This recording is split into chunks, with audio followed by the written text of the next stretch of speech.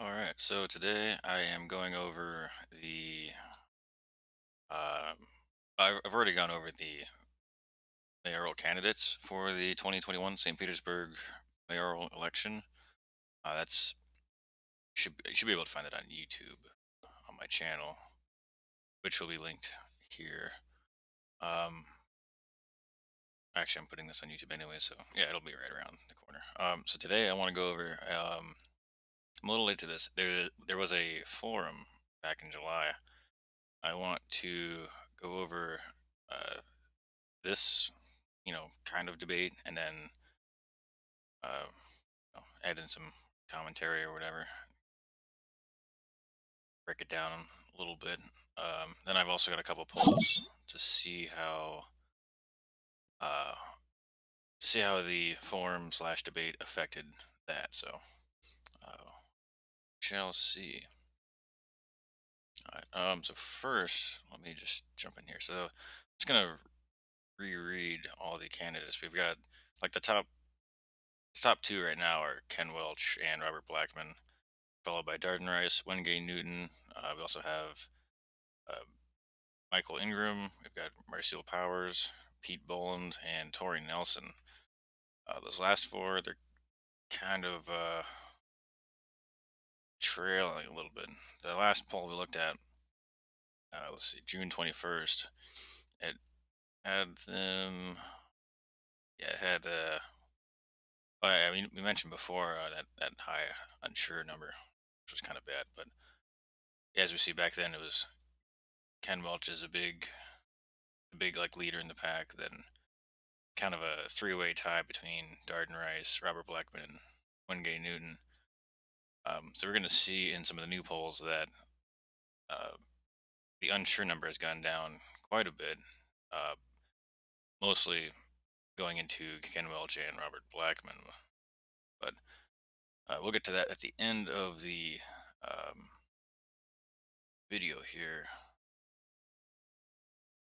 So let's go ahead and jump into this.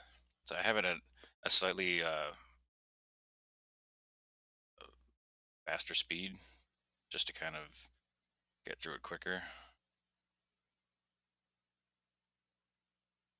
Should start any moment now.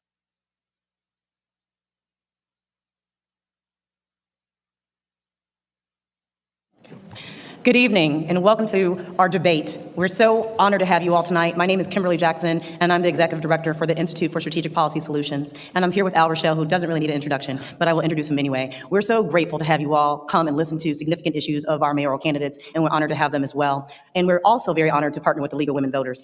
Tonight, I'd like to share a little bit about what the Institute is before we begin. The Institute was created by Congressman Bill Young, and he sought to have a nonpartisan space for social, political, and economic issues. So although I said debate, this is more like a forum, a conversation, an intimate conversation. And although Al is retired, he also comes out to help, and I've been able to drag him out a lot. So I think we're going to have a really nice conversation tonight. And with that, I'm going to turn it over, and the candidates are well prepared and versed to have a wonderful conversation. Thank you so much for joining us. Kim, thank you so much. Good evening, everybody. Welcome to the 2021 City of St. Petersburg Mayor Candidate Forum. I want to thank our co-hosts, the Institute for Strategic Policy Solutions, ISPS, and the League of Women Voters of the St. Petersburg area. I have done more debates with them than I can even count on both hands. The League is a nonpartisan political organization which encourages informed and active participation in government. It works to increase understanding of major public policy issues and influences public policy through education and advocacy. Their mission is pretty simple: empowering voters, defending democracy. Now, the mayor of St. Petersburg leads an organization of 3,500 employees and a city of approximately 270,000 residents. The League invited all 8 candidates qualified by the city to have their names on the ballot, and tonight you're going to be hearing from a number of those. I believe 7 who've accepted. Let me count: 1, 2, 3, 4, 5, 6, 7, 8 candidates here. The 2 candidates, by the way, that win the most votes will go on to run in the general election for mayor. That would be November 3rd, unless somebody wins with 50 plus 1% votes in the primary. Voter registration deadline is coming up on July the 26th of 2021. You can pick up a card at the League's table with information on mail-in ballots. If you plan to mail in your ballot, please return it at least 2 weeks before each election day. Your ballot can also be dropped off at the Supervisor of Elections office during normal business hours. Please visit the League's voter guide. That is vote411.org. Now, very quickly going over the format. Tonight's program will consist of one segment with all 8 candidates answering questions. We won't have any opening or a closing statement. Because many of the issues we face are complex, we're going to give 1 minute for each question. You can use that full minute, but you don't have to. The candidates will start alphabetically and rotate after each question, so everyone will have a chance to not have to go first. And I have a very complicated spreadsheet, and if I get mixed up in the middle of it, we may, well, who knows? We'll see how it goes. We made it last night without getting messed up. Questions for tonight's forum were solicited from the general public and from the audience at the event. We have a whole stack of questions. We obviously can't get to all of them, but many of the questions that you have asked here and online have been actually into our program here, so I think you'll find most of these will be answered. So let's get right to it right now. Question number 1. Candidate Blackman, we'll start with you. What makes you the best qualified for the office you are now seeking? Well, thank you very much. Robert Blackman, born and raised in St. Pete. I'm currently the city council member for District 1. Just a little bit of place setting. You're going to hear a lot of discussion tonight. We've had a number of these forums with my opponents saying that they're the progressive choice, they have executive experience, or they're an intentional leader. I think these are all positive attributes, and I think that they all describe me. I have executive experience running a business, and I've renovated hundreds of affordable homes in our community. I've been progressive on council. I fought for affordable housing and scientific education. And I don't really know how you can be an unintentional leader, but I've certainly been intentional with my actions. I think we need to put partisan politics aside and check our egos at the door and try and work as Yeah, I would say a lot of people consider themselves progressive, but I don't. I think everyone just kind of like takes that label, so it's almost meaningless sometimes now. Um, yeah, I mean, I think I would just describe Robert Blackman as just like a somewhere between like a moderate Democrat and a moderate Republican, just kind of middle ground. Progressive would be like further left of that. I feel like, which is technically what Darden Rice called herself. Even that is a good question as to like whether or not she's that progressive. I guess. I mean, they'd have to really go through some of her uh, city council votes bring St. Pete together. My campaign platform has been St. Pete for all, and for both of them. we just need to make sure we make the right decisions. Stuff as simple as one of my opponents not wanting to shake my hand before a debate the other day. That's not leadership, and it certainly is intentional. And I want to make sure we bring everybody together to solve issues. A campaign of ideas, not of personalities. And I'll bring that to the table. Thank you. All right, candidate Boland, you have 1 minute. Hello, my name is Pete Boland. I'm an entrepreneur and self-made businessman here in downtown St. Pete. I have an organization of 60 plus people through my restaurants in downtown St. Pete. We fought through many adversity over the years, and one of the things I'm most proud of in my business is that I did not lay off a single employee during the COVID lockdowns of 2020. We've been through a lot here in recent years, in my industry in particular, and it's really put us at the forefront of a lot of issues that face the city, whether it be mask ordinances or late night permits, cafe permits. Now we're definitely directly affected by red tide here as a part of the tourist and hospitality industry. So I have executive experience leading people. I've been a manager for a long, long time, dating back to 2009 as a general manager, and I just love this place so much. I want to give back in the best way I know how. And from all the years of meeting these elected officials, they used to call me up and ask me what to do, and now I'm here to help in a bigger and stronger fashion, and I want to be your next mayor because I want to bring common sense back to the table and put politics behind us. All right, candidate Ingram, you also have a minute. Hi, my name. I do want to add to that also that like a lot of people think that business management translates perfectly over to government management, and it's definitely not a one-to-one. I mean, sure, it's better than no experience at all, but it's not at all a one-to-one comparison. My name is Michael Ingram, and as you can probably But I would say he seems to be doing a lot better in this debate, I feel like, than the last one. So it's a good start. tell, I'm the youngest candidate in this field, which means that I'm going to be the candidate who can be held responsible for the longest time. Anything I would implement I can be held responsible for 50, 60, 70 years from now because I was born and raised here and I'm going to stay here. You'll be able to see me on Beach Drive or Central Avenue 60 years from now and talk to me and say, hey, why did you do this? Or thank you for doing this. I'm going to be here and I'm going to be taking the issues that we need to face now. We're not going to have an issue of me viewing things as an issue that will be a problem for the next generation, like we saw with our sewage issue, where we dumped millions of gallons of sewage into the sea just because previous mayors thought, this won't be a problem for me, this won't be a problem for me, I won't see this. So I'm going to be someone who can be held responsible, not just for right now and taking care of the here and now issues, but for the issues that are going to face us for generations to come. Thank you. Candidate Nelson, same question. Hi, ladies and gentlemen. My name is Tori Nelson, and I've been a servant for the community in the dark when no one's been looking for the past 20 years. I've coached Little League football. My first property I ever owned, I dedicated to the community for a homeless shelter. I have the blueprint to end homelessness in St. Pete. I ran a homeless shelter with $1,500 overhead, and I took 10 to 12 peoples off the street a month. I continued my career after my shelter got shut down by the city. I continued my career in document processing, and during the COVID during the COVID crisis, I was there in trenches, and I literally certainly funded over $400,000 to the community during the crisis. I have fresh, new, innovative ideas. I have ideas to end our sewage problem. I've been reaching out to all the community leaders. I want to bring all the community leaders together at least once or twice a month, and let's come up with a solid plan and see our vision. Thank you. Candidate Newton, you have 1 minute. Let the words of my mouth and the meditation of my heart be acceptable in thy sight, O Lord, my strength and my redeemer. I'm State Representative Newton, born and raised in Midtown, South St. Pete, the most impoverished area in all of Pinellas County. And it's been that way for the last 20 years or 5 county commission terms or 2 decades. 18 years in corporate America with Zero Hours Corporation. I'm the longest tenured local government of service in this race with 8 years on city council. I served under 3 mayors, Baker, Foster, and Kreisman. Also, 4 years in state legislature where I built relationships and bridges to bring home much needed resources. I don't see race, I don't see creed, I don't see sexual identity, I don't see party. All I see is results. And I want to be your next mayor to make sure we can move the city forward and get rid of the seams so everybody can join in the fruits of the beautiful city that we live in. I'm Representative Wayne Newton, and I ask for your vote. Candidate Powers, same question. You have a minute. Hi, I'm Marcial Powers. I am a 6th-generation Floridian. I'm a mother of 2 small boys that were born and being raised here. And I also own a small organic produce delivery service called Kenwood Organic Produce. We moved to contactless delivery during the pandemic and helped keep everyone safe during the pandemic. What's really important to me is tackling climate change and making sure that we build up our city so that we don't face rising seawalls and so people are fed and that we have more equity in the city and everyone's needs are met. What's important to me are mental health therapy, communication with each other, and then also public health. All right. Candidate Rice, you have a minute. Good evening. I'm St. Pete City Council member Darden Rice. It's great to be here. Thank you to the Institute for Strategic Policy and, of course, the League of Women Voters, where I was president of the League for several years before getting elected to City Council and really love the work that you continue to do. Respectfully, no one here has the same experience and track record that I do at City Hall getting things done, where I have a record of accomplishing bold goals, bold accomplishments, tough decisions. I have made tough decisions and accomplished creating our wage theft prevention program. We've made huge strides on the environment. I got $15 million secured in affordable housing funds, and I was the champion for health and all policies. I've been at the center of working for people in progress. I love this work. I'm ready for the job, and I'm ready to serve you. I love this city. Thank you. And Candidate Welch, you have 1 minute. Thank you. I'm Ken Welch. It's great to see everyone tonight. It's good to be in South St. Pete, where I grew up. I'm a 3rd-generation St. Pete resident. I'm not only running for this generation, but for my daughter's generation and for my mom's generation who's here as well. I want to make sure that we have true progress for every part of our community. The question was, why am I the most qualified? It's because I bring more experience in small business, 40 years of experience in small businesses in my family, from Welch's Woodyard to Welch's Accounting and Tax Service on 16th Street. 40 years there, 20 years right here at St. Pete College, where I brought this beautiful business process flowchart that I made as a business process analyst here, making our processes better at the college. 20 years at Florida Power and Raymond James, where I worked in lead technology, and 20 years as a county commissioner. No one brings that combination of experience in the private sector and in the public sector to this job, and I've led on issues that have made an impact in our county. All right, thank you. Seems like the last 3 candidates, Wayne Newton, Darden Rice, and Ken Welch, they all have very, very similar backgrounds in politics with varying amounts of time in politics. But I will say one thing that I know Wayne Newton talks about is bipartisan appeal, but it seems like, based off of the polls, that Ken Welch is getting most of the bipartisan appeal.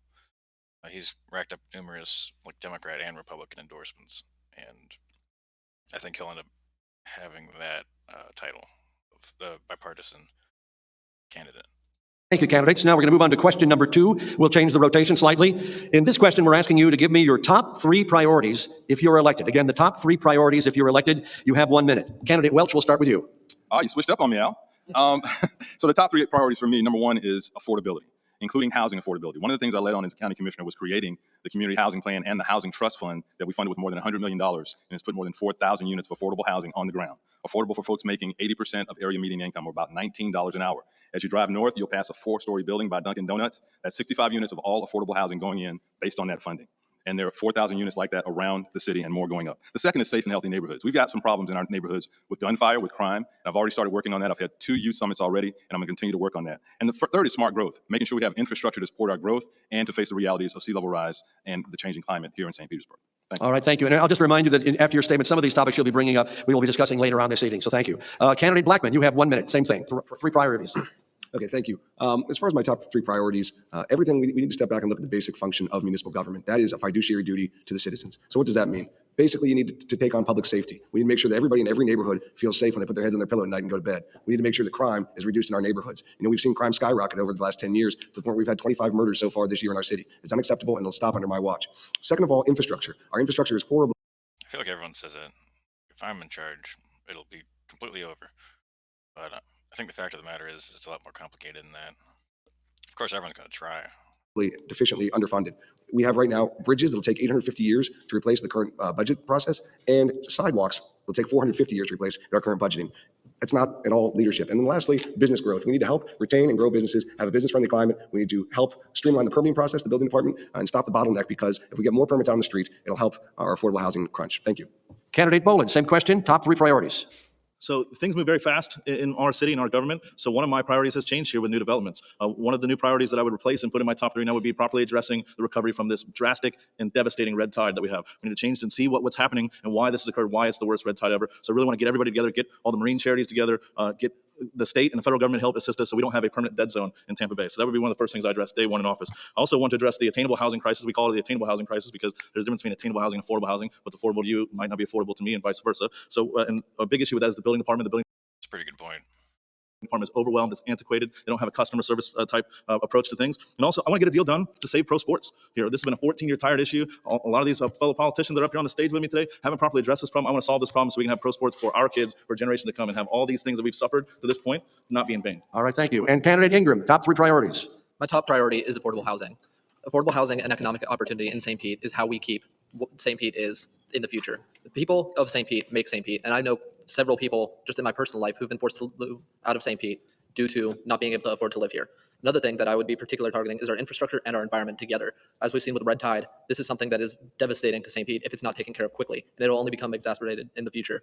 Lastly, again, I'm a young candidate, and I want to see young people more involved. I'd love to see a world where in the next election cycle, I look like the old man in the field. The 20-year-old is not anything special. So I'd like to see people of St. Pete be able to stay in St. Pete, not be forced out of here. I'd like to see St. Pete be protected from the environment because we are harming it. We're causing this damage. And lastly, I would like to see the future of St. Pete come into St. Pete now. All right, Candidate Nelson, top 3 priorities. Yes, a lot of my priorities will tie in all together with all of our combination of issues. I would like to improve government operations. We need to tighten up inspections. We need to make sure that our drainage system is, we don't have illegal tie-ins. We got a lot of new construction going up, and we're not allowed on private property to make sure they're done correctly, make sure they're not got illegal tie-ins that's giving our water resources more than they can handle. I would also like to improve public safety. I would like to educate our kids, let them know. I had a meeting with the chief today, and a lot of kids don't know the consequences that they will face once they do a crime. So that's one thing I like to do. I like to give our public schools help. Through economic development, that will give also kids, that will give the kids hope. You know, they want to turn to a life of crime. So all of it ties together: economic development, public safety, improve government operations. We got a bad reputation in the building department. We got to draw some businesses here and give them a little break so they can come here and improve our economics. Candidate Newton, top 3 priorities. Thank you. The core responsibility of any local elected officials is threefold: public safety, infrastructure, which is sanitation, water, sewage, and garbage, and the feel-good stuff. My top 3 priorities, first and foremost, is going to be public safety. When people live in fear in their communities, then they lose their freedoms, and they're not free at all. And you heard we had 25 murders. These are chickens coming home to roost, so we have to provide opportunities so these young people don't shoot and kill each other. Second one is a living wage jobs through financial literacy and using our educational ecosystem to get people certificate trained in some vocations so they can make more money to survive these astronomical prices in housing. Last but not least is affordable home ownership, equity, and generational wealth. If you're paying $1,000, $1,800 a month for rent, you're already paying a mortgage. It's just not yours. I'm going to make sure our young people have a financial literacy and a relationship with a financial institution so they can get a mortgage, get a home, and be able to participate in the American dream. All right, Candidate.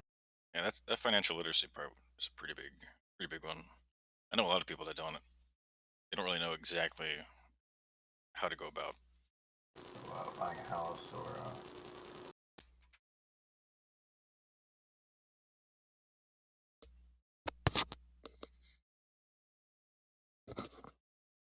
I hope this is still working. Yeah, they don't know. Okay, good. They don't know how to go about buying a house or how to go about doing various various things like that. Um, that's something that should be tackled in public education a bit more. Candidate Powers, your top 3 priorities. Breaks down to environmental, interpersonal, and personal health and safety. As far as the environmental, we need to worry about the climate change, the companies dumping into the bay. They continuously keep dumping into the bay, almost like they are taking the city's lead from 2016. We need to hold companies accountable and have them pay to handle the damage that they've created. We also need to help people get into affordable housing, but not just any affordable housing. Our housing needs to take climate change into account. We need to collect rainwater. We need to have green spaces on buildings to help control the temperature. As far as interpersonal relationships, it has to do with jobs.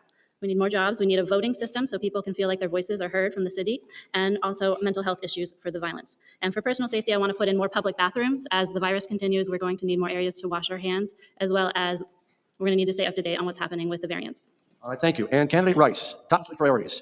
I'm running for mayor because I want an economy that works. I was gonna say, I feel like Marcel Powers, like she has a number of good points, but her presentation, she reminds me of me whenever I do public speaking, where it's very anxiety inducing.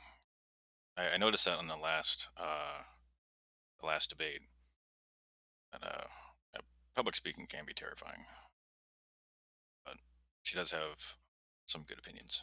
Works for everyone, and I mean everyone. I don't want to leave people behind, and I want to fight to protect what makes St. Pete special. And Although, like, public speaking is a big job and a big part of this mayoral job, so that would be a very important thing to try to work on. that means not knocking over every old building and creating condo canyons. As the progressive mayor who will continue our momentum, I will, from day one, work with our community to establish an Office of Diversity, Equity, and Inclusion. And this office will do a lot of things, but will also be overseeing my universal pre-K and community college programs. Secondly, I'm going to revamp our communications and marketing department at the city. We're about to go through a lot of change, and to lead people through change, the city's got to do a better job listening and talking to our residents. And lastly, neighborhoods, safety, infrastructure, roads, but also the neighborhood team, which is how we work with the elderly and income constrained so they can fix and stay in their houses. Great. All right, question number 3. And if you've guessed, the person that ends up speaking last ends up speaking first. I just noticed that. I'm so brilliant at these things, right?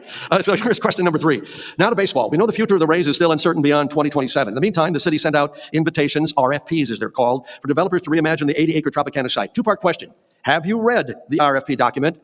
And will you continue to pursue the 21 goals in that original plan, or simply start over? Candidate Rice, you're first for the minute. I've certainly read the RFP and helped write it, and that's the reason why considerations of environment and health and all policies and wage theft prevention are included in the RFP. I led the effort on council to pass a resolution to ask the mayor to put a stop to the process, a pause, while we figure out what's happening with the Rays, because it was bizarre to me that we would continue this process without knowing what the Rays were up to. We're married to the Rays for the next 7 years, and the Rays have an ability to block or stop whatever final decision we make. So it really made sense to hit the pause button and to get the mayor talking to the Rays again. I would Yeah, I think it's a really good point, actually, is that 2027 is when the contract ends, so it would be a terrible idea to rebuild the stadium and then to have them leave anyways. It would be just like when we first built the stadium back in the 80s, where it just sat empty for so long. certainly, I think we put a lot of good work into how we put together the RFP. I would not necessarily want to restart that, but I would be very interested in opening things back up again to seeing if we could get some new developers to apply after we have a better idea of what the heck is going on with the baseball team. Candidate Welch, same question. Yes, I've read it. I think the Chrysler administration did a great job in putting together the RFP. The 21 principles are sound. They hit on equity, housing, jobs, the need for meeting space, transportation. But look, this is personal to me. My grandfather's woodyard was at the gas plant. Our church was at the gas plant. It's more than about baseball. It's about fulfilling those promises that were made 35 years ago of economic development, jobs, and equity going forward. To me, that's the priority. Baseball is secondary. And I made that clear to the Rays. I do think we can come to an agreement. I think the split season idea has merit. I've talked to the Tourist Development Council members about that. The one thing we do great in Pinellas County is spring training, and this would be an expansion of that. But look, it's about those promises that were made, the 800 people that were displaced, and now we have an opportunity that's going to impact us for generations to come to get this right. Baseball can be a part of it. It is not my highest priority. That's another good point, is that the stadium originally was not supposed to be built. It's supposed to be turned into an industrial area, bring in more jobs and stuff like that. But the council at the time pretty much went back on some of their promises. Candidate Blackman, same question. Thank you very much. So yes, I've read the RFP document as one of 2 sitting members of City Council. I've been intimately involved with this process. And of course, I pursue the goals. They're very good. We want to make sure we have a community benefit and what benefits our entire city from the redevelopment. It's a once-in-generational opportunity. That being said, when I restarted the process, the timing was flawed of when we put the RFP out. The goals were fine, but we shouldn't have put it out in the middle of a pandemic. We rushed it because, unfortunately for Mayor Kreisman, it was towards the end of his term. We were very much stifled in who we would have gotten in our participants. So what would I do with the process? Of course, I'd like to see a consolidation of the Rowdies and the Rays into one site on the Tropicana Field site currently. Then we can redevelop Al Lang Field into park space or possibly additional museums. Also, we have land on the east end of that site, which we can add in. So we can turn an 86-acre redevelopment into potentially as much as a 100-acre redevelopment. But I'm best suited to deal with this because I deal with the Rays executive organization now. I've dealt with this issue on council, and I have business real-world experience. Thank you. All right, Candidate Boland. Al, can you repeat the second part of the question? I wanna make Second sure I'm part, first part, have you read the RFP, and would you continue to pursue the 21 goals in that document, or simply start over? So yes, I have read the RFP. It's been some time, I'll admit, so I do need to revisit it. But I was part of some community discussions that were helping to identify those goals as a very interested party and former season ticket holder for the Rays and a lifelong St. Pete resident. But I would like to honor some of those principles and goals there. But I think that we are getting kind of the carriage in front of the horses a little bit. We do need to figure out what the Rays are. They are our partners for at least another 5 years. So we need to find out what the move is for if we're going to have a permanent stadium either at the Tropicana Field site, or I'd like to introduce the Al Lang site into it. That's where baseball's been for a very long time, about 100 years. We've been on the waterfront. We don't have any complicated issues like the destruction by eminent domain of the gas plant district. But I'd like to look at carving up the parcels a little bit. That 86 acres has a lot of opportunity here, but we need to do things like make sure Booker Creek is properly restored to its natural beauty and really have some specialized development. Having one developer take on this huge project with or without baseball doesn't seem like a lot of good sense to me, but there are a lot of good principles in that proposal, so we don't have to truly start over. All right, candidate Ingram, same question. RFP and the 21 goals. Would you pursue them or start over?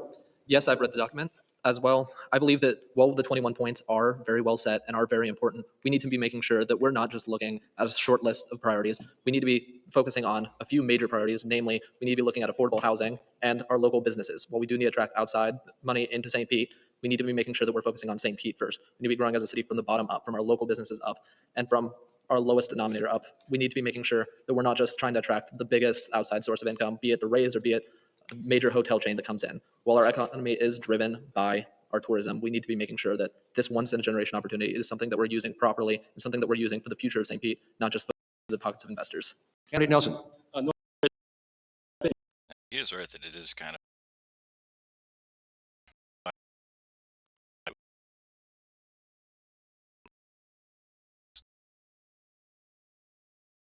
like I said, I've been reaching out to all the meeting with the Rays.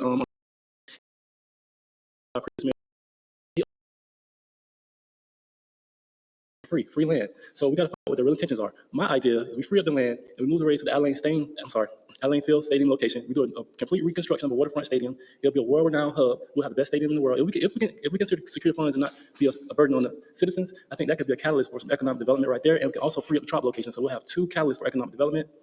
So we really have to see exactly what the Rays' intentions are, because the previous mayor offered them free land. I don't know exactly what can we offer them. Candidate Newton. Thank you.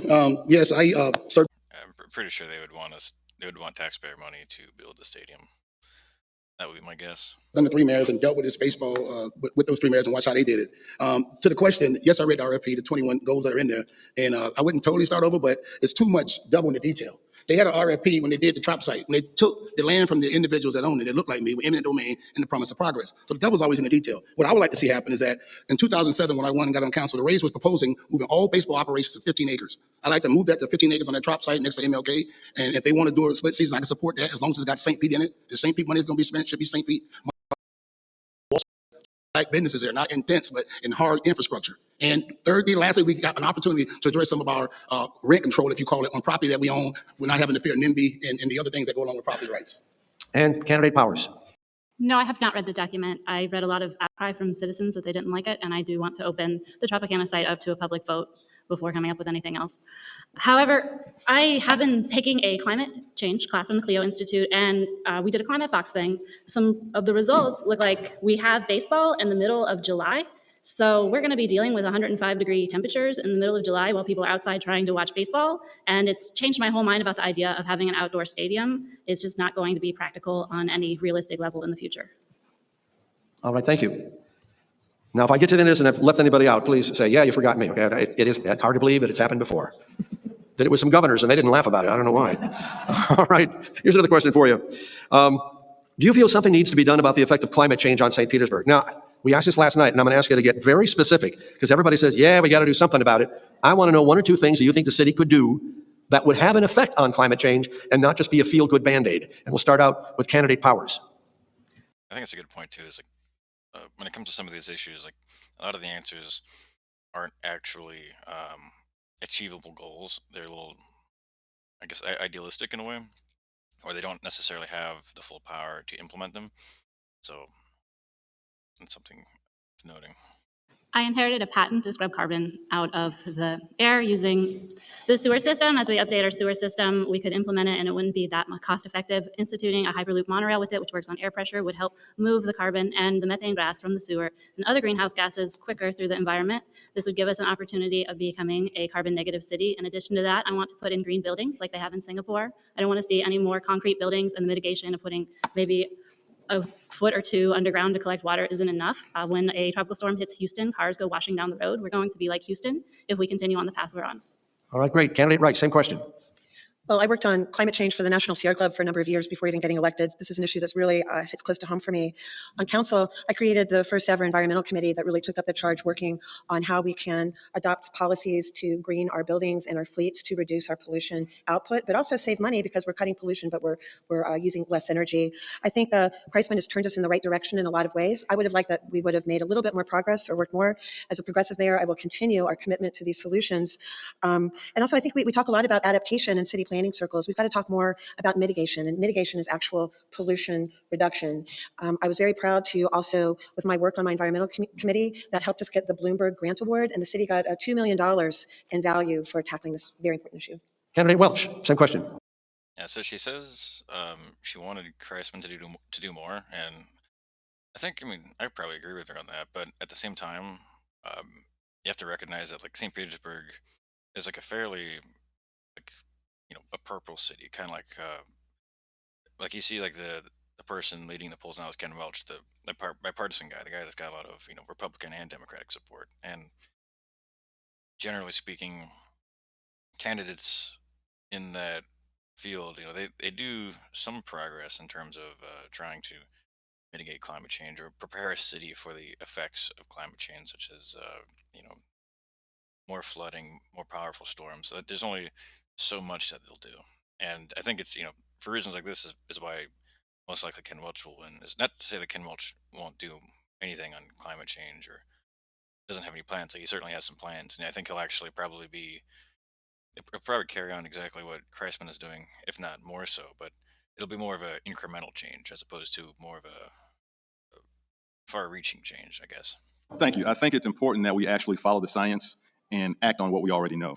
The city has an integrated sustainability action plan. They need to move forward with that. They need to fund, for example, an energy assessment on all city buildings. That has not been done. It's been recommended for some time. We need to move forward with that. I met with Sharon Wright and had a deep discussion. That's one of the things that we talked about. We need to move forward with fleet conversion. One of the things I did as a county commissioner was put a budget item in the county budget for $600,000 to fund the first charging station for the first electric bus in Pinellas County. We need to move forward with that. Then we do need to move forward with adaptation. We need to make a decision on what we're going to do in the coastal high hazard area. 40% of the city now is in the coastal high hazard area. It means it will flood in a Cat 1 hurricane. We need to determine where we're going to build, where we won't build, and where we'll build with additional infrastructure. And finally, we're going to need to use our CRA funds to help folks who are in the middle of the city where the affordable housing is upgrade their homes to be sustainable. Thank you.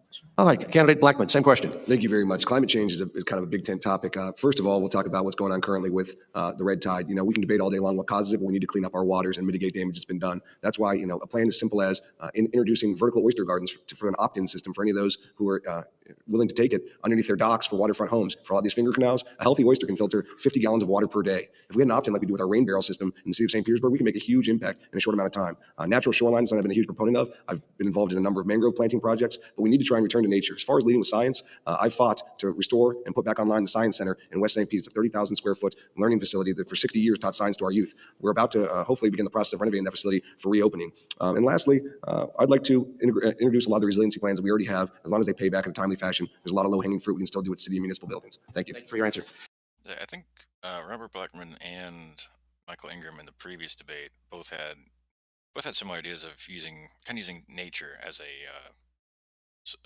not a solution to climate change, but as a weapon against it, I guess. And actually, a really, really good idea. Candidate Boland, you have a minute. I think to restrict this to two answers for such a giant and existential threat to our society, I think is not practical. But so there's a lot of things that we could do. I think you start basically by carrying on some of the tradition of former Mayor David Fisher by planting as many trees as we can in our city, having just a very healthy canopy to help combat the CO2 gas that's creating the greenhouse effect. And then also continue on with some of the work with planting mangroves that really protect and fortify us against things like global sea level rise with that. We also going to look at some things that are contributing factors to red tide, like fertilizer runoff. So we make sure we have high standards for what kind of runoff we're having. And then we need to fortify the coastal high hazard area. As a resident of Shore Acres, we were very concerned about being flooded again last year. I was just flooded in November. Our home was flooded through a very weak tropical storm. So we need to make sure that we're putting resources from the federal government and the state to help fortify those homes in coastal high hazard area. We have to have incredibly high efficiency standards for any new development, any new buildings within our city by having a 21st century, modern, really well-equipped building department that really puts these standards into place. All right, thank you. Candidate Ingram, same question. This is an issue that's affecting us because we're a coastal city. This isn't an issue that St. Pete itself is creating. So our goal needs to be two-pronged. We need to be making sure that we're making an example of St. Pete, of what a city can be in order to be living with our environment in a way that doesn't harm our environment. As we've seen with red tide, we are not helping this problem. St. Pete, out of all of Pinellas' cities, has the highest level of nitrates in our reclaimed water, which we all use for our yards. This is an issue that is not causing red tide, but it is exacerbating it. And we also need to be making sure that we're pushing through our various goals, like our carbon neutrality goal. We need to be making sure we are meeting these goals.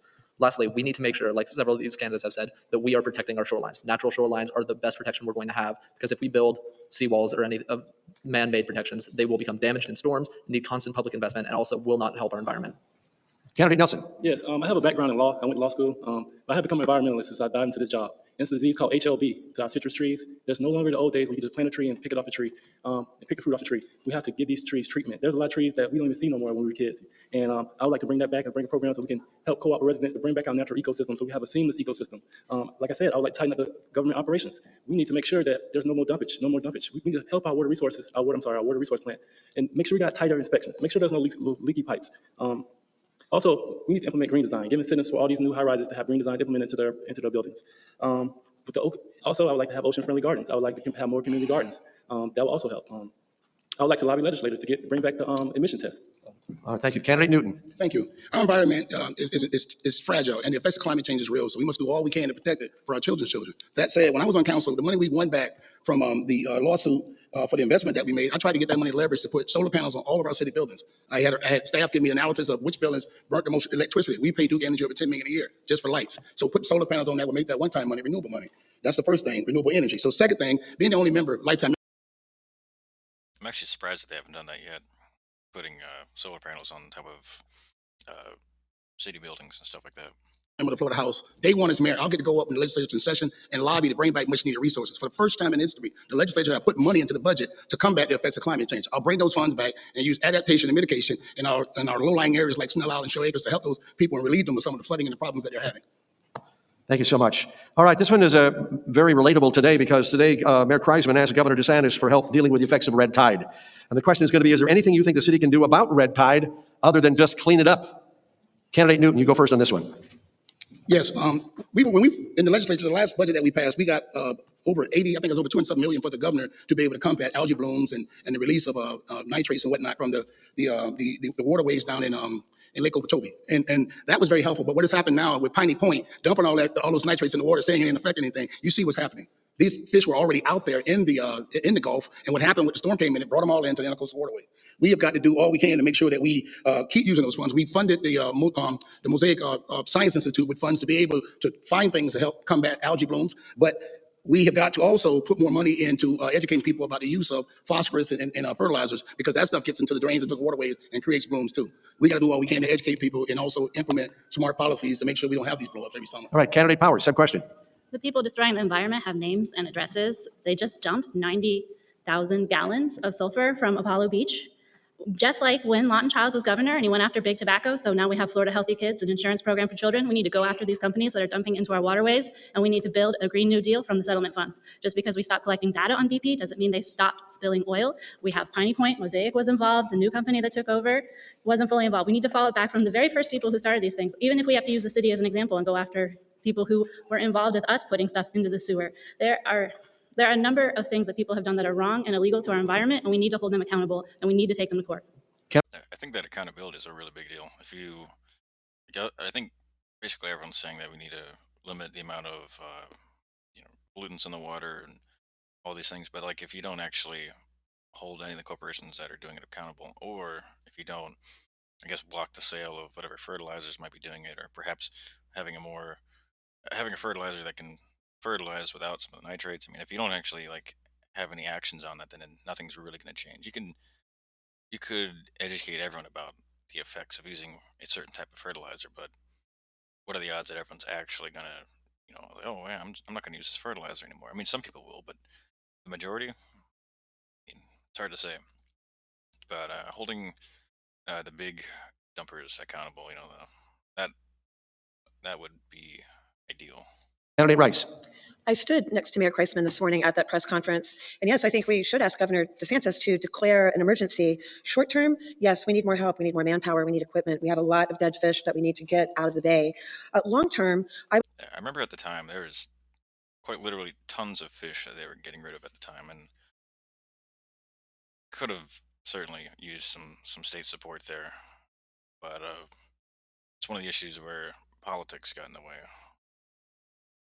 I would ask unfortunately. Governor DeSantis to direct DEP, the Department of Environmental Protection, to enforce the laws that are on the books. These gypsum stacks, and clearly the pollution from that spill exacerbated the red tide.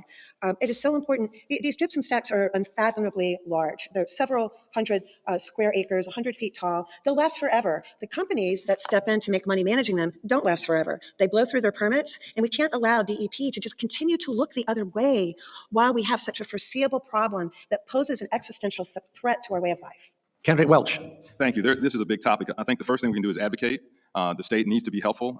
More than a decade ago, I debated the incoming Speaker of the House and the Senate President when they wanted to open up our Florida shores for oil drilling. We need to continue that advocacy, but then we need to do what we need to do here at home. There is an integrated water resources master plan that the city has. It's $2.4 billion to fix our pipes and our plants so that we aren't contributing with more sewage overflows as we've had here in the last 5 or 6 years. That's going to cost us all money. I want you to know everybody's water bill is going up the next 4 or 5 years. We're all going to pay for that, but we haven't paid for it for decades past, and now we need to catch up. And then we need to have good local laws like the fertilizer ordinance that I help support as a county commissioner to stop our contribution of nitrogen to our waterways, which helps lead to red tide and other bad effects. So it's a multi-layered approach, and we need to be present on all forms. All right. Candidate Blackman. Thank you very much. We need to, again, lead with the science. On council, I've been a big proponent of investing in preventative maintenance as opposed to reactive. I certainly am thankful for all of our city employees for the cleanup they've done recently, but I've advocated on council for a lakes management program because we've had a lot of these issues with our lakes throughout the city. We have 80 lakes. We've had algae blooms in them. I'd like to expand that out to have all bodies of water covered under this program because it's always cheaper to do proactive measures than reactive, and it's much less devastating environmentally. Other than that, we need to continue to look at natural resiliency measures like seagrass mitigation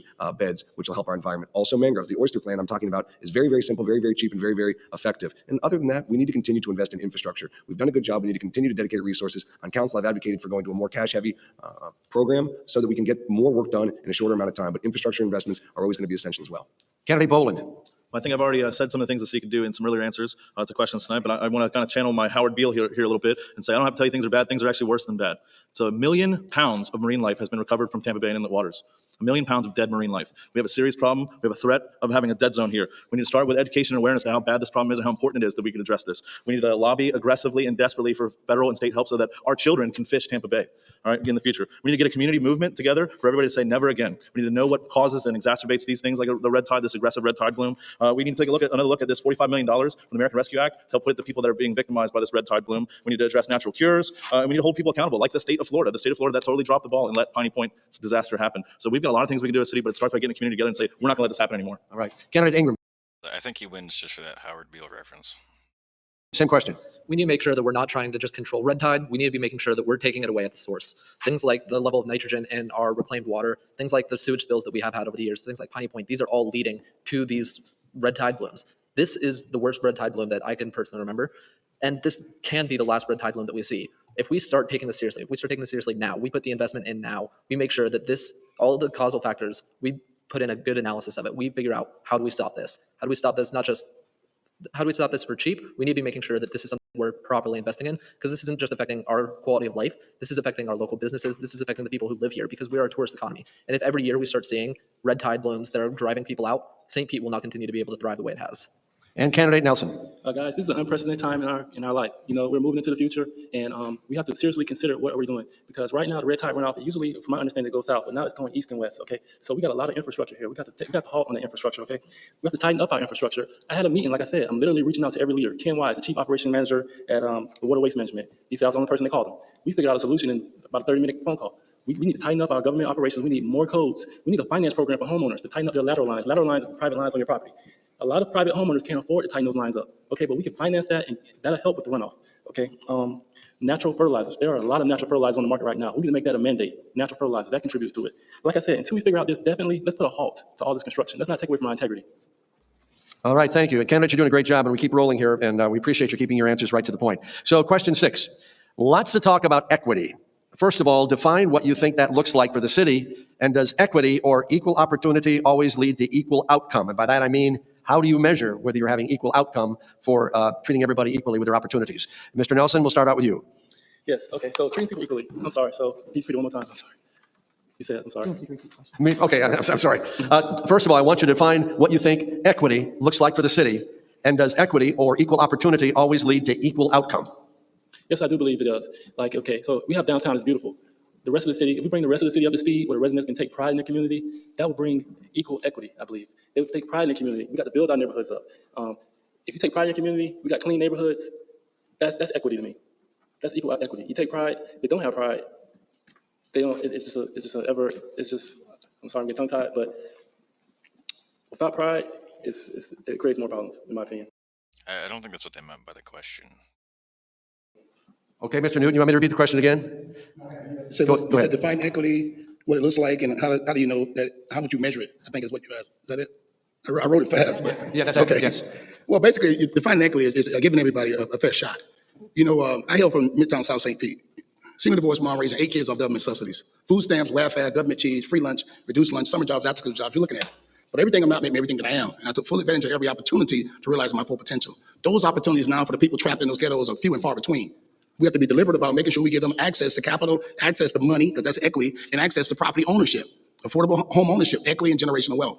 When you see everybody being able to facilitate and participate in that and not being pushed out because they can't afford to live where they normally live at, because now it's being gentrified, then you'll know that it's really working. We have a seamless community. We have the haves and the have-nots. It's been that way since I was born down there 57 years ago, and it's that way today in Midtown South St. Pete. Candidate Power. I think that's a good answer. Equity being or equity and being like an equal opportunity to the access of resources, because I don't think that's necessarily true or necessarily the case that everyone has that kind of access. So, Powers, the same question if I didn't make. or in some cases, there's not enough education for people to know how to have any of that kind of access. It clear what equity is, and does equal opportunity mean equal outcome? Go ahead. I understand the question. Okay, equity is not necessarily giving everyone a fair shot. It's making sure the people who have gone without a shot for so long get the first shot. The Kingian Center for Nonviolence has a really good strategy for sitting down and meeting those community members' needs. I would pull in some resources from them to work, especially in the South Side where there is so much need. There will also be a great outcry from people who are used to constantly having their needs met first in the beginning, because they will not be used to having to wait for someone who maybe on the South Side hasn't had a grocery store get a priority over a bike ramp or something. But that is what equity looks like, and it is something that we are going to have to accept and understand, that the people who have had the least amount of opportunity for the longest amount of time need to come first. Candidate Rice. Equality is everybody gets the same, and equity is people get what they need. And we've got to measure it to manage it. And we measure the things we care about. Straight A students measure their grades. Parents measure their kids, as they grow each year. So for our city to be intentional, we've got to measure equity too. And how do we know when we're successful? We know that we will be successful when, as we evaluate the outcomes, whether it's educational or health or job attainment, we know that we're getting somewhere when the outcomes of that evaluation aren't determined by zip code. Right now, zip code is destiny. A lot of things are predicted by where you grew up and what resources you have access to. We'll be successful when your zip code that you live in is no longer a predictor of how much you accomplish in your life. That's equity. That's a good point too. Candidate Welch. One of the most difficult questions to answer in 1 minute. In my view, equity is equal opportunity informed by facts and science. And we had a plank in our platform at the county is that we will help communities who need it the most. That's why we created the South St. Pete CRA, because equity demanded that we apply resources to a community where poverty was growing. When we talk about the gas plan, we talk about the community benefits agreement that the council has been debating here for a while and finally approved. That says that given the history of the gas plant and the displacement that happened there, that now when there is city contribution to a project, there will be some defined community benefits that come out of that. And so equity can't be transactional. It has to be foundational in everything that we do as a city. And equal outcomes will not happen if two people are starting a 100-yard dash and one is starting 20 yards behind. The outcome is not going to be equal. We have to meet people where they are, and that's what equity is about. Candidate Blackman. Thank you very much. In my opinion, equity is first and foremost achieved through financial equity. So, the old saying, a rising tide lifts all boats, that's not always true. The tide is rising, and a lot of people are drowning in that rising tide. As a progressive leader on council, I've fought for things such as affordable housing initiatives that would take care of our 40 to 80% area median income, our lowest earning citizens in our city. I've also pushed forward initiatives to give away free bicycles to those in need of transportation to get to work. But also we need to make sure that all neighborhoods are equal. I want complete neighborhoods where every single neighborhood has its own identity and its own commerce hub where you can get groceries, you can go to a doctor, you can go to a dentist, you can go to a drugstore. You shouldn't have to travel outside your neighborhood because many aren't able to do that. And lastly, we need to have public safety throughout our city, because just because you live in a lower income neighborhood does not mean you should feel unsafe. We need to treat every neighborhood with the same dignity as we do some of our highest income. Thank you. Candidate Boland. So equity is equality of opportunity. I think for the government to put an equality of outcome is at the opposite of American ideals. The American ideal is equality of opportunity, then individual responsibility ruling the day. But how we create more equity and more equality of opportunity is we have all of our neighborhoods where there's fair and free access to education, right? We have to have proper schools. We can't have failure factory schools in certain neighborhoods with this gross achievement gap, not just between minorities and white students, but also between boys and girls. So we need to do things of that nature. Have access to nutritious food is going to be important for every neighborhood we have in our city. I'd like to do things like have universal broadband access. We know that in the COVID era, the post-COVID era, as I like to call it, Zoom is ruling the day. Education is more online than ever before, and that's still going to be the way of the future. We have to have a healthy job market. We have to have attainable housing.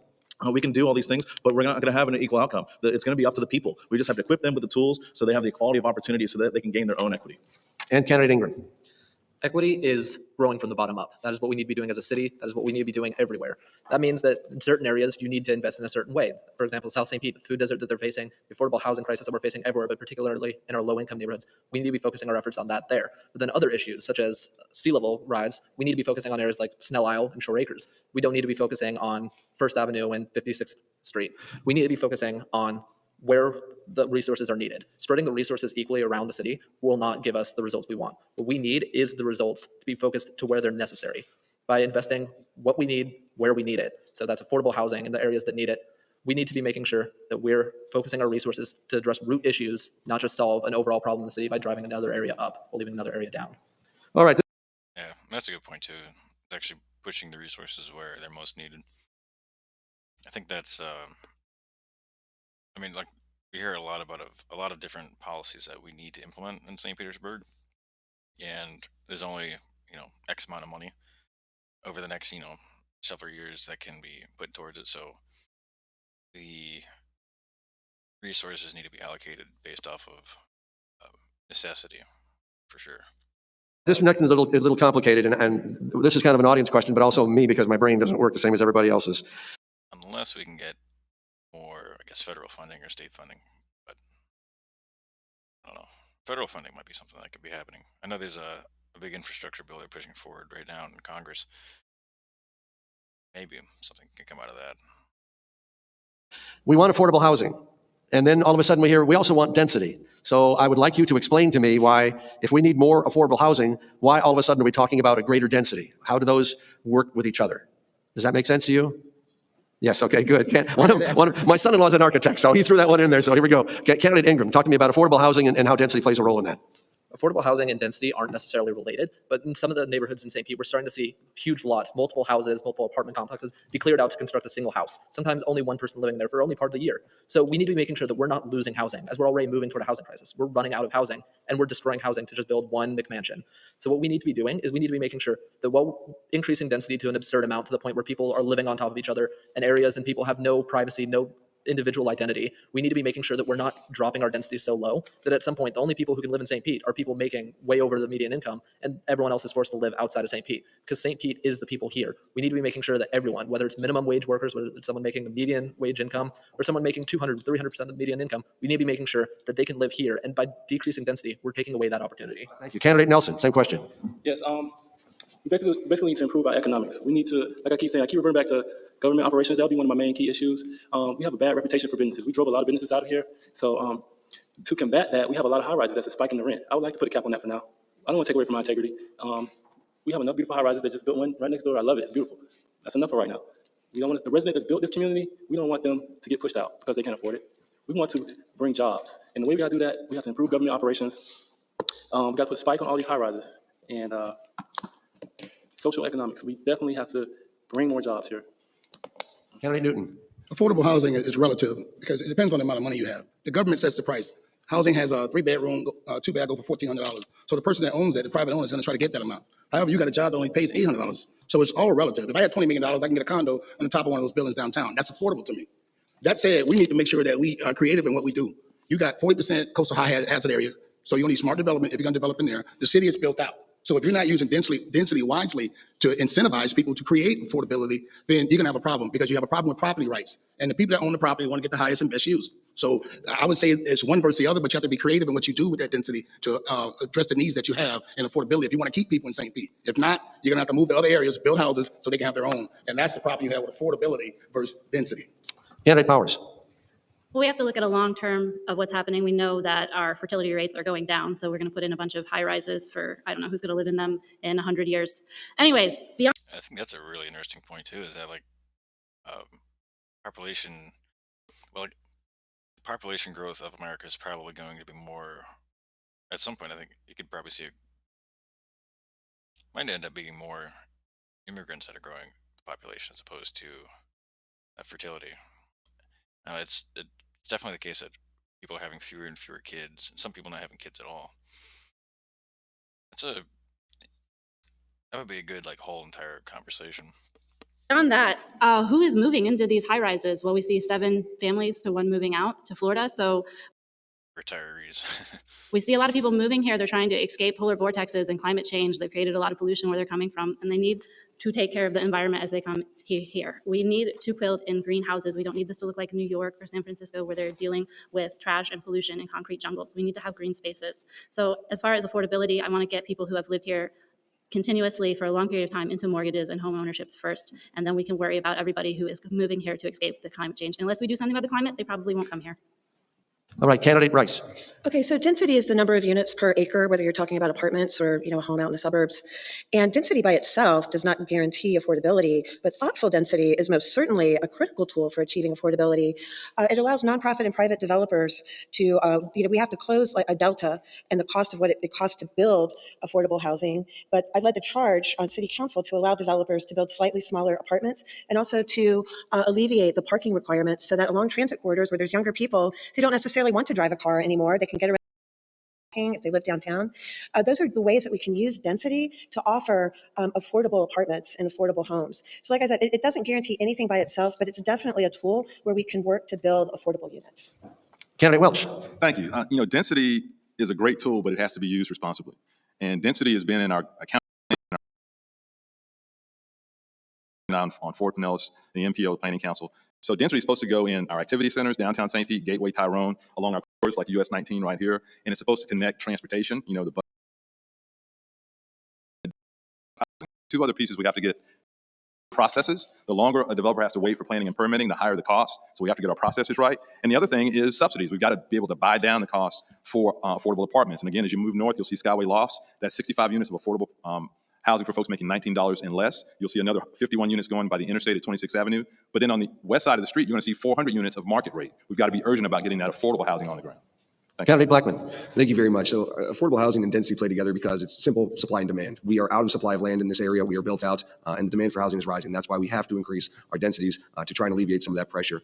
That being said, I led the charge on council to allow density in new builds in the coastal high hazard area. It was necessary because if not, we were going to gentrify and basically reverse redline our neighborhoods by forcing building in historically African-American neighborhoods, which I did not think was the right thing to do. But we need to also look at the cost of development being a difficulty, and that's why also I want to try and transition away from just building apartments and turn into giving affordable housing in our city, giving people equity. It plays into the last question. I'd like to provide down payment assistance, mortgages to those who are in 40 to 80% AMI range for truly affordable housing, existing housing stock, because the cost of building has gone up so much, and the only true equity is through financial equity, as I said before. Thank you.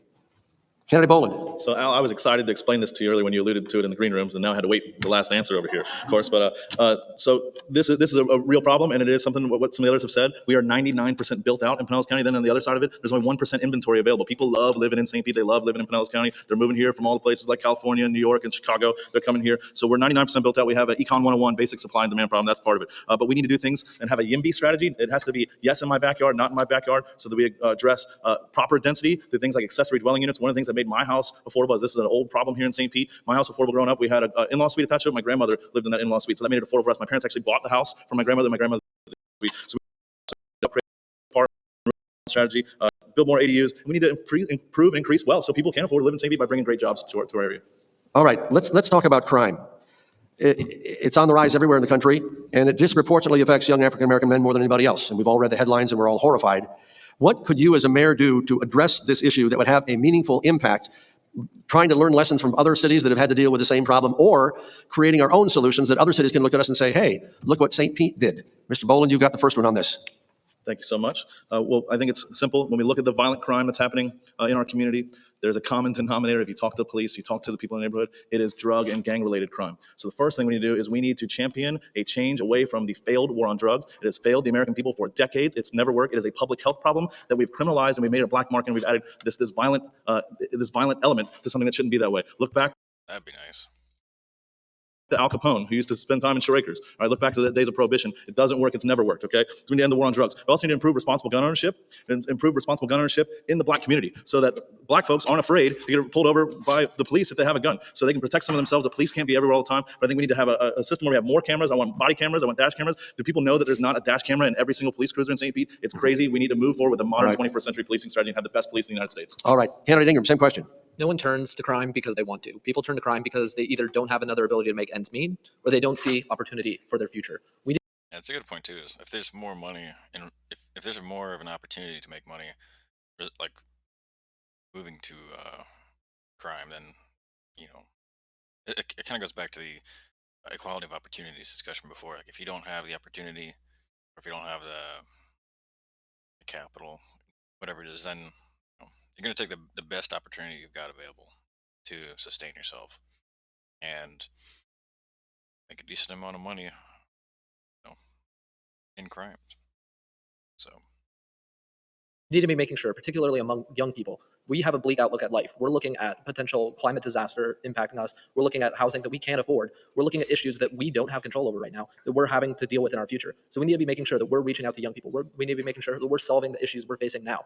We need to address the root issues of this crime, the increase in crime, not just we need to be looking at just how do we fix it? How do we address the current issue? We need to be making sure that there is no reason for this issue to exist. The way we're going to be doing that is by working both with the police for a solution now and making sure that it's an accountable solution. We'll be making sure that there's responsibility and trust with the community. We'll be making sure that we're looking to the future and solving our issues that are causing this bleak outlook to be solved now so it's not a problem anymore. I gotta say, I have no idea what he just said. We gotta solve the issues and not just talk about solving the issues. We need to actually solve the issues. I don't. And Candidate Nelson. Unless he was referring to the earlier part about crime or like turning to crime. I'm gonna go back to that. Deal with in our future. So we need to be making sure that we're reaching out to young people. We need to be making sure Cameras. I want dash cameras. Do people know that there's not a dash camera in every single police cruiser? or they don't see opportunity for their future. We need to be making sure, particularly among young people, we have a bleak outlook at life. We're looking at potential climate disaster impacting us. We're looking at housing that we can't afford. We're looking at issues that we don't have control over right now that we're having to deal with in our future. So we need to be making sure that we're reaching out to young people. We need to be making sure that we're solving the issues we're facing now. We need to address the root issues of this crime, the increase in crime, not just we need to be looking at just how do we fix it? How do we address the current issue? We need to be making sure that there is no reason for this issue to exist. The way we're going to be doing that is by working both with the police for a solution now and making sure that it's an accountable solution. We'll be making sure that there's responsibility and trust with the community. We'll be making sure that we're looking to the future and solving our issues that are causing this bleak outlook to be solved now so it's not that problem anymore. I don't know if, like, I think I get what he's trying to say, but I don't know if, I think the bleak outlook on the future, I think, is more of a economic opportunity thing, that as opposed to a, a climate catastrophe kind of outlook. Like, I think a lot of people do recognize that, obviously the climate is changing and it seems to be getting worse. We seem to be having more powerful hurricanes, more powerful storms, more hotter summers. But those are, I think those kind of take the backseat to more immediate economic concerns. And I think that's where the focus should probably be. Not to say that it shouldn't be focused on climate concerns, just that they're kind of two different issues, I guess. And Candidate Nelson. Okay, well, guys, this is a long term. So curbing crime is not something that's going to happen overnight. We got to attack the youth. We got to attack them aggressively. We need to implement programs, keep them engaged. You have to attack the youth. Keep them occupied, tap into their talents. We need to, not only just sports, we need magnet programs. We need to create computer programmers. We need to create engineers. So once we get to the root of the problem, I think in a decade or so, when the next generation, because right now, if the kids are already out there, they're too far gone. Rap music has a lot to play in it. I should never say that anyone's too far gone. I feel like that's a really bad take. Especially when you're technically running to be their mayor. Like those people that are too far gone are still under your wings. Music is influencing kids tremendously these days. So we definitely have to get our kids into these programs. We have to aggressively brainwash them into doing the right thing. We got to educate them on the consequences. We got to let them know, hey, a lot of these kids don't know the consequences. They might do it. I th- I think Tori Nelson should probably like I think I get what he's trying to say, but he's using probably really terrible language. Like we should brainwash the kids. We should. These are things that are probably going to turn people off that don't really like understand what he's saying. Um, like as opposed to using brainwash, you should just say like, no, we need to educate the kids. We need to have maybe you know first class. One of the first classes in high school should be um, I don't know, some class that has to do with how to attain like financial education, basically. And how to be an adult, like how to survive, how to do your taxes, um how to get a job, all that kind of stuff. Crime, they not know it's a minimum mandatory on a crime. They don't know this. They're just out there with their friends, their peers, they're listening to music, they're not guided. Of course, like all of that, like for all that you need that the equality of opportunity and access to opportunity. So We need to assist the parents. It takes a village. And we need to support the schools, support our transitional schools. Candidate Newton. I'm a living testimony of what could be. I just told you about my upbringing, told you about summer jobs and after-school jobs. When I got to council in '07, the '07 council in September voted unanimously to take away all the summer jobs money. In 2007, we had 27 unresolved drug-related murders. Young black males,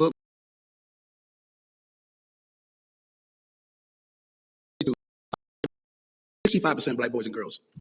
When I council, I pledged a new business item and have the police chief and the fire chief come in and give us quarterly updates. And from that, I learned from Chief Harmon that 70% of our sworn police strength, 545 officers, is spent dealing with juveniles. So when I become mayor, I'm going to make sure those after-school and summer job programs are fully funded. Every kid that want to work will work. Also, those youth programs, I'm going to pay the freight. I'm going to enter a contract with the parents for first tee, football, soccer, basketball, to make sure they got their kids engaged so the police don't have to deal with them. We provide opportunities like I had, and they can really realize their full potential just like I did. Candidate Rice. As your progressive mayor who will continue our momentum, I will deliver the public safety we need and provide.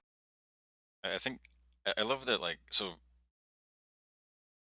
Darden Rice, she's a progressive, and then Robert Blackman also calls himself a progressive.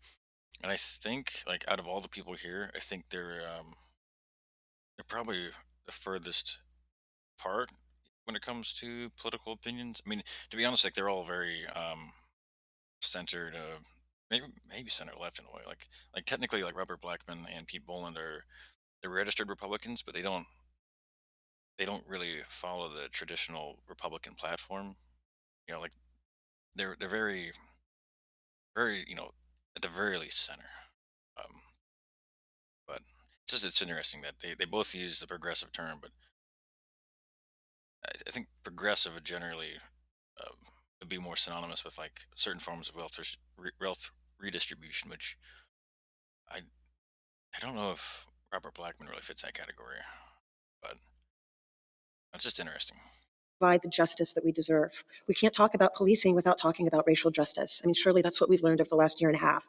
Since I've been on council, we have increased training for all of our police officers, and in response to the protest, we finally passed body cameras and also created the call program that sends social workers to calls rather than police officers.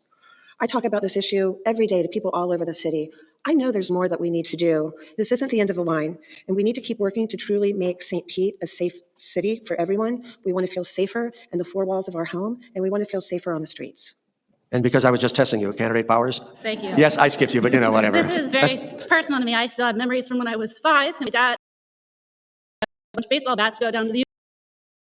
They were trying to sell crack through the fence to the kids during playing baseball and all sorts of things. I personally study nonviolent communication, mediation. I've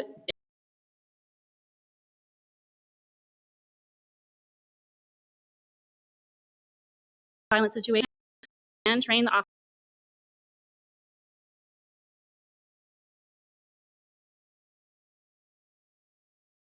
That's probably the is out there who are Politics, like if you when you get guns, you should probably specify legal guns because uh, the gun issue is one that's kind of people are very passionate about it. to properly talk to people and de-escalate a situation. Candidate Welch. I want to give a shout out to my daughters who are here tonight. They're 19 and 28. They taught me you need to listen to young people, not just make up solutions for young people. And so what I've I think that's a good point. done is I've held 2 youth summits already to listen to young people. One was private, no media, no streaming. So because we do have this issue of snitching. You know, elementary school kids know how to get guns on Snapchat. We were told that in the first meeting. And so this needs to be a holistic approach. Accountability for all, opportunity. We need law enforcement, but it's more, you know, and it's not just the rap music. This in the nation, Rod Wave, is from here, and he's rapping about growing up in St. Pete and the violence that he experienced right here. So we've got to get to the root causes, connect young people with opportunity. Yes, you need more law enforcement presence, but unless you address that opportunity gap, and I want to do that with an opportunity agenda, we'll never be as safe as we can be. Candidate Blackman. Thank you. The question was, how do we reduce violent crime? And first and foremost, we need to not defund the police. You know, when I lived in Midtown St. Petersburg, all the time I heard people saying, why don't we have more police in our neighborhood? And now, Yeah, I don't think that is like one talking point I always hear is defunding the police. Is none of these candidates are talking about defunding the police. I mean, you could, I mean, like there's have been advocation for a reallocation of funds in terms of, you know, like what Darden Rice talked about, sending healthcare workers or something like that to uh, 911 calls that no, they don't necessarily need police officers, but like that's not necessarily a defunding of police. It's just a reallocation of, you know, duties, I guess, you know, and no one here is calling for defunding the police. there's a call for less policing. That is not the answer. And it's going to lead to an even And I don't think anyone's calling for less policing either. They're just calling for you know, body cams. That's like a big one, mostly just body cams for accountability, and then you know proper responses to 911 calls. further escalation in violent crime, where we've had 25 murders already this year. It's a complete escalation over the last 10 years, and it's very bad, very unsafe. What we need to do is we need to give more resources and different kinds of resources to our officers. First of all, over 50% of our officers don't live in the city. We need to give them assistance so that they can afford homes in our city, so we can have more of a level of trust and familiarity with the community. Other than that, we need to allow police to do their job. You know, during last summer's protest, we had people pulling guns and knives. I was the only member of council. I did not get a second when I made a motion to let the police enforce the laws on the books. Pretty quickly, you can escalate when you have that fuse lit, and the whole bomb can blow up. And third of all, we need to show kids that crime doesn't pay, but there are ways you can get good paying jobs. We need to partner with the school system to show ways that you can get a good paying job in your. It's like the problem is that sometimes crime does pay. And you need to show that there are better opportunities outside of crime. But the issue is that like you know, sometimes those opportunities are you know crap minimum wage jobs, and so why would you leave behind you know an illegal job where maybe you're doing drugs or whatever, and you're making you know, a decent amount of money? When you know why leave that for you know being a Domino's delivery driver making $8 an hour? You know, you have to like really you have to have not just an opportunity, but like an actually good opportunity. Your neighborhood and even working for city government. Great. This must be serendipity, or we're really good at this. We have one last question that we're going to ask, and it'll be in the same order that happened on the first question. That was marvelous planning. Had nothing to do with it.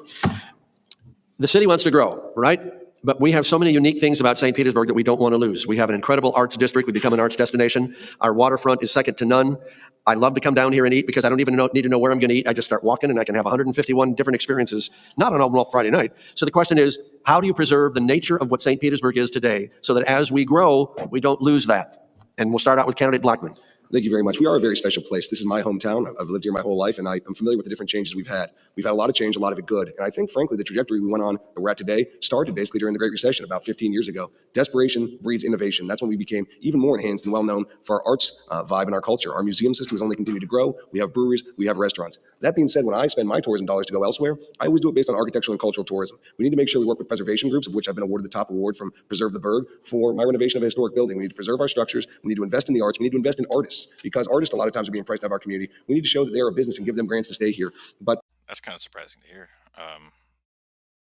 I've noticed a lot. I've read a lot lately about pushes to try to you know afford artists in St. Pete a certain kind of wage or a certain kind of investment, I guess, to you know to live here. It's interesting to see, especially from Robert Blackman, who I would like. You know, like I said, he's more like center of the road. You know, that's not something I would have expected. we also need to make sure that we do invest in museums. And one thing I'd like to do, if we consolidated the Rays into a Tropicana field site, I'd like to try and poach museums from around the nation to put on an Al Lang site alongside Parkland, where we can have more waterfront museums in our city. Thank you. All right, candidate Boland.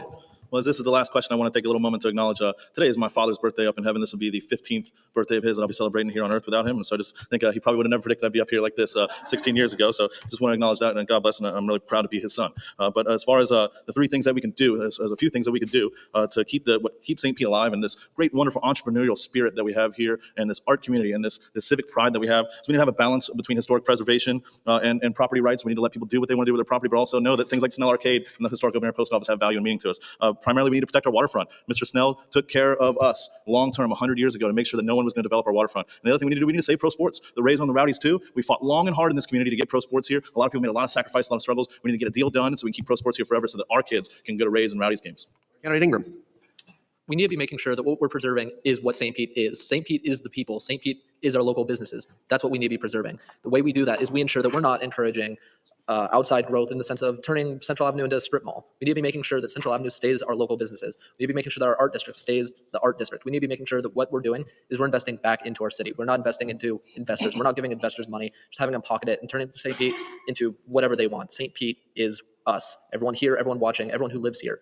We are St. Pete, and that's what we need to be preserving. We need to be making sure people aren't being driven out with the affordable housing crisis we're facing. We need to be making sure that, especially as we've seen through this pandemic, businesses, our local businesses, are fragile to an extent. And we've been making sure that any pandemic, anything that can potentially damage our businesses, we need to be making sure we're protecting them and investing back into them.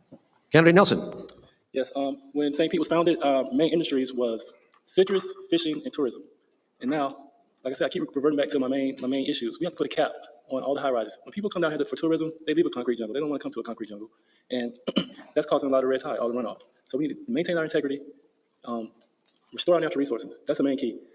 Bittersweets. I haven't seen a bittersweet tree in I don't know how long. A lot of people don't know this. Our citrus trees are under attack by a disease called HLB. We need to restore all of our natural resources. We need to restore what we built our city on, which was citrus, fishing, and tourism. So I think if we take a closer look at the environment, hold back on the building for a little bit, I think everything, we can hold our integrity, construct a couple monuments, so when tourism come down here, they can learn a little something about our history. Candidate Newton. Well, continue to do what I did when I was on council. We partnered with St. Pete Preservation, and we also had input from the Florida Realtors or the Pinellas Realtor Association as it pertains to property rights, highest and best use, and taking. Because you have to be careful you don't take away people's value when you're trying to preserve something. But there's a happy medium. We relocated the house out of downtown when it was booming and put it up on MLK and 12th Avenue. Habitat restored it. There's a family living in it now. We have got to look through our past to be able to take care of our future and for its preservation. I want to keep downtown the way it is. It's beautiful. I think it's thriving. We can't have too much development because we're going to tilt over into the Bay. However, I do not want to preserve Midtown South St. Pete. That's been the most poorest and impoverished area when I came up. And my mom died there in 1985 of a massive heart attack, raising 8 kids she didn't get by herself. No one deserves to live in that same community. I want to get rid of those things, be deliberate, and preserve the quality of life for everybody so they can participate in what we call the American dream. Candidate Powers.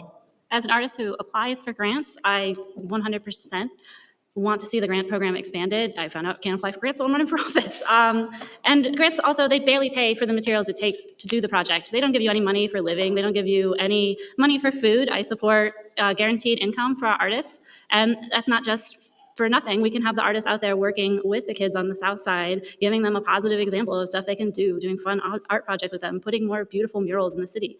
Amazing things. People come here for the arts, and that's why people want to move here. I like the restrictions on the business sizes downtown that have kept the small restaurants there that you like so much. So definitely would keep those in place because larger franchises don't want to move in there. And then also conscious real estate. We need to think about who's moving in here and what they're going to do with the land. Are they going to rent it or are they going to permaculture it? All right, and Candidate Rice.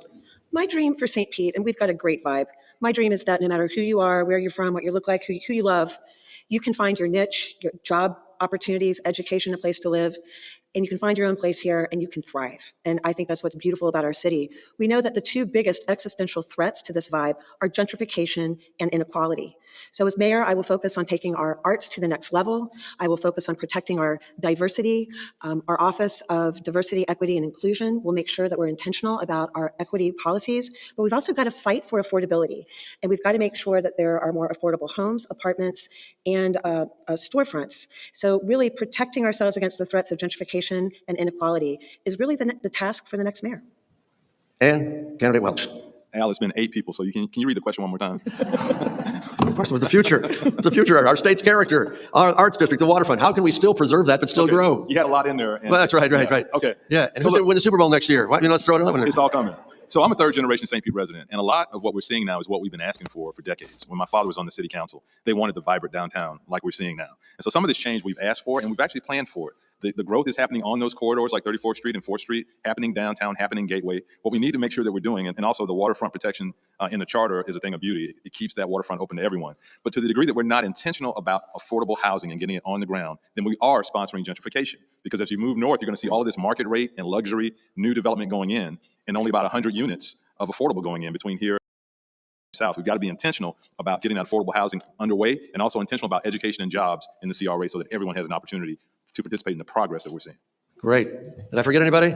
Oh, I'm running for mayor. No, I can't. I live in Pinellas County. I can't do that. Hey, thank you so much. I really appreciate the dialogue that we had tonight. I think the audience, you probably appreciate it as well.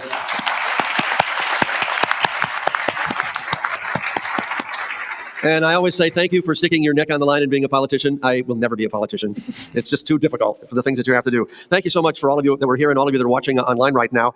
Just a reminder, a recorded version of this forum will eventually be online, both at the League's Facebook page and on the YouTube channel in a couple of days. And we're trying to work to get a Spanish translation and closed captioning as well. So thank you for your time, and I turn it back over to my co-host, Kimberly.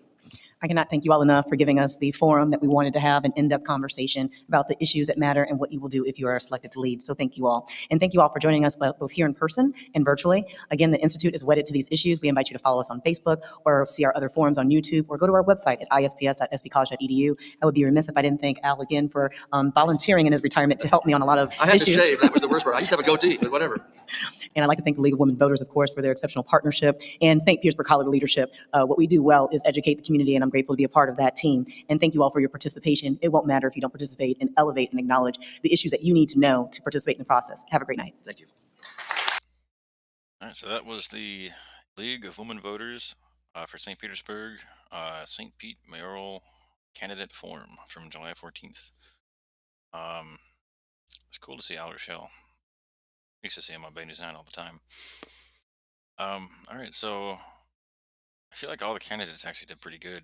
I mean, they all gave, I mean, they kind of, in many ways, gave variations of the same answer, when it came to how to tackle crime or what the city can do to protect itself against climate change, or um, you know, there's a few different answers when it came to what to do with the raise and the 21 points that the Christman administration has put together. Um, yeah, I mean, like the more I learn about them, the more I kind of come to the realization that there's not a lot of variation between them. Like there's, like I said, Robert Blackman and Pete Boland were the registered Republicans. Tori Nelson is an independent, and then the rest are Democrats. But they're all, I think they're all in a lot more agreement than you might expect, or what might seem. I know there's been some attack ads between some of them, but they're all kind of moving for the same thing. I think maybe some of them are more uh, like small business friendly, or just business friendly in general. Some are more in favor of keeping the raise and keeping sports here than others, but um, it kind of depends on where you fall on that, like whether or not you think you know the raise should be taken priority or whatever. So, anyways, let's see how this affected political opinions. This is a St. Pete polls poll from July 22nd. This is 8 days after that forum. Looks like 644 likely voters. And so, let's see, we've got of the people called, I guess we have, actually looks like predominantly Democrats. That's interesting. Um, 26% Republicans, 27% independent. I know St. Pete has a lot of independent voters. Let's see. Let's just go down here. All right, so we see in this particular poll, the unsure number has gone down significantly. Like it was 33%. So now some more people have made up their mind, which helps. And you can kind of see Ken Welch and Robert Blackman taking the lead. Wingate Newton's lead kind of dropping. Darden Rice's lead. Well, I mean, she's been in the third place for quite some time, probably since the last debate, especially since she had an attack ad out on Ken Welch that kind of backfired. I think I mentioned it in the past video where she talked about Ken Welch receiving donations from um, Trump donors, but she also received donations from Trump donors. So, you know, a little bit of hypocrisy there. Of course, that's seems to be how it is for when it comes to politics, unfortunately. Um, so we see here in a matchup between Darden Rice and Ken Welch.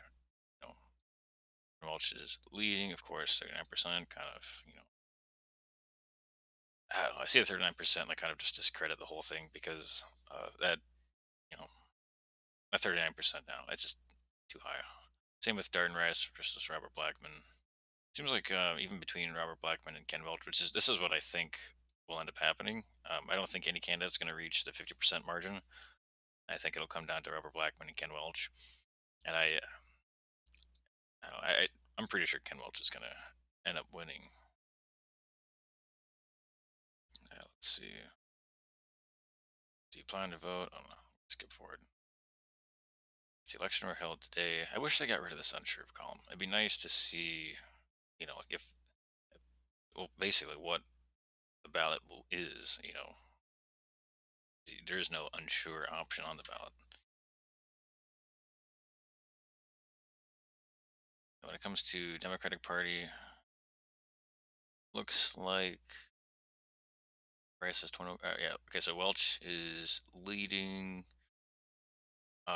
amongst Democrats, amongst Republicans. Let's say Blackman's got 41%. Yeah, 40. Yeah, Blackman's definitely leading there. I think, yeah, Boland. He, technically, he's a Republican, but he does not talk like a Republican. Not to say that Blackman really does either, but independents. Let's see. Looks like Blackman is still, as of July 22nd, still leading amongst independents. Blackman was leading Republicans and independents back in June. Same with Welch amongst Democrats. Let's see what else is there.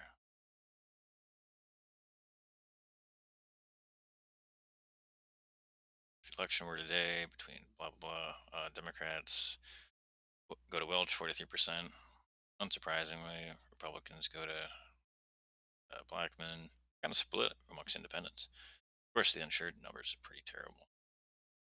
All right, so that was July 22nd, and then another poll came out just last week on August 5th. They polled 749 likely voters, and the breakdown is kind of still the same. The insured number went down to 10%, which is pretty nice. And here we see, like, Darden Rice is about the same, but Ken Welch is up to 30%. What was he last time? Yeah, he went up 7 points. Robert Blackman up a few points. Wingate Newton's lead going up. Of course, we see Pete Boland, Tori Nelson, Michael Ingram, and Marcel Powers. They're I think calling them long shot candidates at this point is not incorrect. Let's see. Yeah, Tori Nelson, I think from the past debate to this current form, or this previous form, I think he's definitely improved quite a bit. He's done some more research, but I think he needs to do a lot more additional research. A lot more. I mean, well, he's done some good things, like when it comes to his homeless shelter that he worked on, and I don't think that he's necessarily ready to be a mayor. I mean, I think you could say the same about Michael Ingram, who definitely knows a lot. He's definitely read a lot into current issues, but um, I feel like Michael Ingram probably has a. I don't know that he expects to win. I think he probably is planning on some introduction into politics at some point. I know he's a political science major at USF. Um, so I'm sure we'll hear his name again after this mayor election is over. All right, let's see. So between Ken Welch, Darton Rice, Ken Welch leads for sure. Darton Rice over Blackman. Darton Rice leads. It's yeah, not too surprising. Arbor Blackman and Ken Welch. Ken Welch is at 43%. Um, yeah, it's Ken Welch is most likely going to win here. Let's see, political party breakdown. Hold on, it's so Canada. If the election's held today, Democrats say they still look. Yeah, 41% for Welch still. Republicans 55% for Blackman, 28% for Blackman for independents. Although uh, Welch is at 27%, so that's a pretty big improvement. And let's see, before Blackman was at 24%, Welch is at 17%, so he's up quite a bit now. That's a pretty big deal. Independents, um, there are a lot of independents in St. Petersburg. So if Welch has backing from independents and Democrats, that certainly puts him over the edge. He's got decent support amongst Republicans. I mean, better than anyone else, I suppose. Not that he's necessarily expecting big turnout from that group. Let's see. So I think I have if the election were held today. Oh yeah, same stuff. Unsure. Yes, that's pretty much it. As it stands, August 10th, 2021, a couple weeks away from the primary election, Ken Welch leads the pack um, with Robert Blackman close behind and kind of far back, Darden Rice and Wingate Newton. Um, it should be, yeah, I would expect, it'll be interesting to see the final votes. I think it's August 26th was when they uh, said it was. Yeah. Um, I definitely, if you're watching this and you're in St. Petersburg, or if you're you know, a voter in St. Petersburg, definitely vote. Um, the civic duty, as they say. All right. Well, thanks for watching. If you have any questions or comments, throw them in the comment section down below. This will be up on YouTube shortly. All right. Thank you.